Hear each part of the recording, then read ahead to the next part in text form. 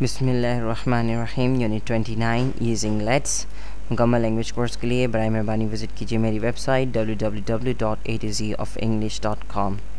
आज के लेसन में हम सीखेंगे लेट्स का इस्तेमाल सजेशंस के लिए, यानी कि एडवाइस के लिए या सॉफ्ट सजेशन के लिए कि किस तरीके से लेट्स का इस्तेमाल किया जाता है।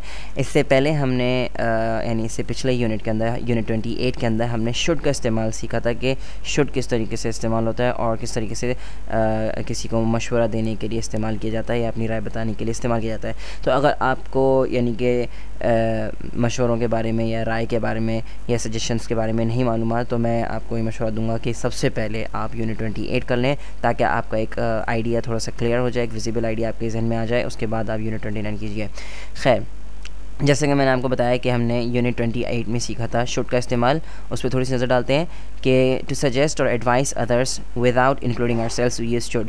किसी और को जो हम सजेशन देते हैं, कोई राय देते हैं अपनी या कोई मशवरा देते हैं, तो उस मशवरे के अंदर जब हम अपने आप को शामिल नहीं करते, यानी कि वो मशवरा हमारा या वो हमारी राय हमारे लिए नहीं होती बल्कि वो सामने वाले के लिए होती है या दूसरे बंदे के लिए होती है जिससे हम बात कर रहे हैं, तो हम उस वक्त उस राय के लिए हम क्या इस्तेमाल करते हैं? शुड का इस्तेमाल करते हैं। मिसाल के तौर पर A says, A कहता है जी I am sick. B says you should see a doctor। So A क्या कह रहा है? मैं बीमार हूँ। B कहता है तुम्हें डॉक्टर से यानी डॉक्टर को दिखना चाहिए। So इस सेंटेंस में आप देख रहे हैं कि जो सजेशन है you should see a doctor, ये B जो सजेशन दे रहा है ये किसको दे रहा है? A को दे रहा है। और इस सजेशन के अंदर, इस राय के अंदर B अपनी, ये सजेशन यानी कि B के लिए नहीं है, ये सजेशन सिर्फ और सिर्फ किसके लिए है? A के लिए है। तो A कहता है आई एम सिक, B कहता है you should see a doctor. Suggestion for A not including B। इस सजेशन के अंदर, इस राय में B शामिल नहीं है, यानी ये सजेशन जो है सिर्फ और सिर्फ किसके लिए है? A के लिए है। अब हम देखते हैं लेट्स का इस्तेमाल किस तरीके से होता है। Okay, when we suggest an idea to someone and include ourselves in that suggestion, we start our sentences with let's। जब हम किसी को कोई सजेशन देते हैं या कोई एडवाइस देते हैं, कोई राय देते हैं और उस राय के अंदर हम अपने आप को भी शामिल करते हैं, तो ऐसी राय के लिए, ऐसी आरा के लिए, ऐसी सजेशंस के लिए हम लेट्स का इस्तेमाल करते हैं या हम जुमलों को लेट्स से शुरू करते हैं। इसका मकसद ये है कि आपसे किसी ने कोई राय मांगी और वो राय सिर्फ वो अपने लिए ही नहीं मांग रहा बल्कि वो राय आपके लिए भी है, और जब आप वो राय देते हैं तो उस राय में आप अपने आप को भी शामिल करते हैं। तो ऐसी राय के लिए जिसमें आप अपने आप को शामिल करें और वो मशवरा आपके अपने लिए भी हो, तो ऐसे जुमलों के लिए, ऐसे मशवरों के लिए, ऐसी आरा के लिए हम इस्तेमाल करते हैं लेट्स। मिसाल के तौर पर A, what should we do? B, let's go to picnic। A, okay. अब देखें A क्या कह रहा है? व्हाट शुड वी डू, यानी कि हमें क्या करना चाहिए। B कहता है लेट्स गो टू पिकनिक, के पिकनिक पे चलते हैं, और A कहता है ओके। तो अब यहाँ पे देखें कि A ने क्या किया? B से सजेशन मांगी है कि क्या करना चाहिए, और B कहता है कि लेट्स गो टू पिकनिक। तो ये जो मशवरा है लेट्स गो टू पिकनिक का, ये सिर्फ A के लिए नहीं है बल्कि ये A और B दोनों के लिए है। और जो A पूछ रहा है व्हाट शुड वी डू, तो ये मशवरा मांग रहा है किससे? B से, क्या करना चाहिए। B कहता है लेट्स गो टू पिकनिक, चलो पिकनिक पे चलते हैं। तो और A कहता है चलें, ओके। सो ये जो सजेशन है लेट्स से जो शुरू हो रही है, आप देख रहे हैं लेट्स गो टू पिकनिक, इसके अंदर, ये सजेशन के अंदर A और B दोनों शामिल हैं। सजेशन तो B दे रहा है, लेकिन B जो ये सजेशन दे रहा है और अपना जुमला किससे शुरू कर रहा है? लेट्स से शुरू कर रहा है। तो इस सजेशन में, इस राय में जो है वो B भी शामिल है और A भी शामिल है, यानी ये सजेशन सिर्फ A के लिए नहीं है बल्कि B के लिए भी यही सजेशन है।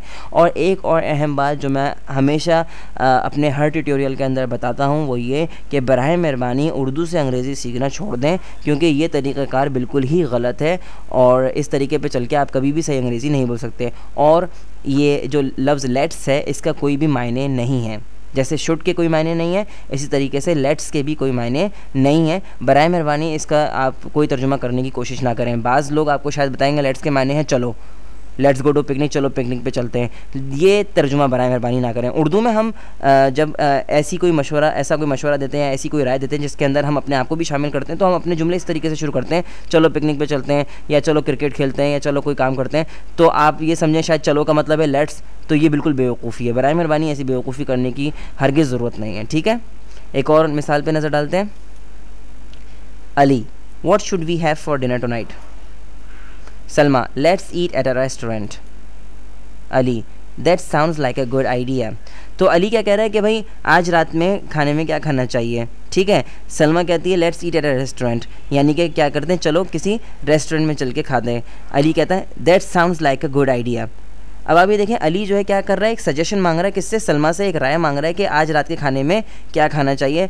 तो सलमा क्या कहती है उससे, let's eat at a restaurant, चलो किसी रेस्टोरेंट में चल के खाना खाते हैं। इसका मतलब ये है कि इस सजेशन में, ये सजेशन सिर्फ और सिर्फ अली के लिए नहीं है कि वो कहीं और जाके खाना खा ले, बल्कि क्या है, इस सजेशन के अंदर सलमा और अली जो है, सलमा अपने आप के लिए भी ये सजेशन दे रही है, यानी सजेशन के अंदर सलमा अपने आप को भी शामिल कर रही है। तो ये सजेशन सिर्फ और सिर्फ अली के लिए नहीं है, बल्कि ये सजेशन जो है, ये राय जो है, सलमा और अली दोनों के लिए है। जैसे कि let's eat at a restaurant, कि चलो किसी रेस्टोरेंट में चल के खाना खाते हैं।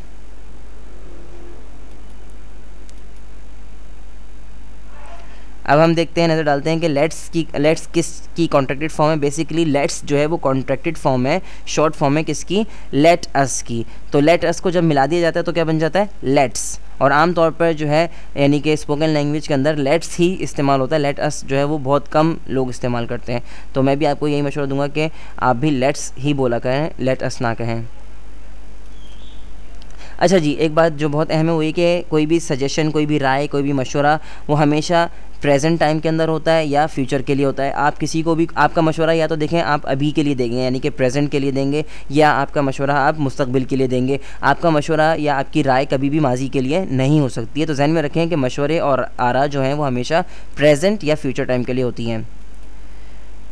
और एक और चीज़ कि आप जब किसी को राय देते हैं तो वो राय जो है आपकी पॉजिटिव हो सकती है या नेगेटिव हो सकती है। मिसाल के तौर पे लेट्स प्ले क्रिकेट, चलो क्रिकेट खेलते हैं, या लेट्स नॉट डिस्टर्ब हिम, चलो इसको तंग नहीं करते हैं। तो लेट्स प्ले क्रिकेट और let's not disturb him, let's play cricket क्या है, अफर्मेटिव है, और लेट्स नॉट डिस्टर्ब हिम क्या है, नेगेटिव है। जहन में रखें कि कभी भी सजेशन आपकी, जो आप किसी को सजेशन दे रहे हैं, तो वो कभी भी इंटेरोगेटिव फॉर्म में नहीं हो सकती। आप सजेशन दे रहे हैं, आप सजेशन मांग नहीं रहे। हाँ, जब कोई शख्स सजेशन मांगता है तो वो इंटेरोगेटिव फॉर्म में ज़रूर होता है, लेकिन उसके लिए आप शुड का इस्तेमाल करेंगे, ठीक है। जहन में रखें कि आप उसके लिए शुड का इस्तेमाल करेंगे जब आप किसी से सजेशन पूछ रहे हैं, सजेशन मांग रहे हैं। जब भी कभी सजेशन देते हैं तो हमेशा या तो वो पॉजिटिव होगी चाहे, और या वो नेगेटिव होगी। आप जब किसी को सजेशन देंगे तो वो कभी भी इंटेरोगेटिव फॉर्म में नहीं आ सकती।